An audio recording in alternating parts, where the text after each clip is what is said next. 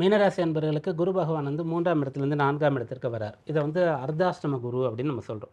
சரி, அப்போ குரு வந்து பலன் தரக்கூடிய நிலையில் இல்லைன்னு சொல்லும்போது, மற்றைய ஆண்டுகோள்களாக இருக்கக்கூடிய சனி, ராகு, கேதுல சனி வந்து ஜென்ம சனியாக இருக்கார், ராகு 12ல் இருக்கார், கேது 6ஆம் இடத்துல இருக்காருன்னு அம்மா சொன்னாங்க. இது போலலாம் உங்களுக்கு கிரகநிலை சாதகமாக இல்லைன்னா கூட நீங்கள் என்ன பண்ணணும், எல்லாரும் இது போல் சாதகமாக இல்லைன்னும் போது பயப்படாதீங்க அப்படின்னு சொல்லிட்டு, இதில் 6ல் கேது இருக்கக்கூடிய ஒரு விஷயத்தை நீங்கள் வந்து அற்புதமான பலன் தரக்கூடிய ஒன்றாக எடுத்துக்கொள்ளலாம்.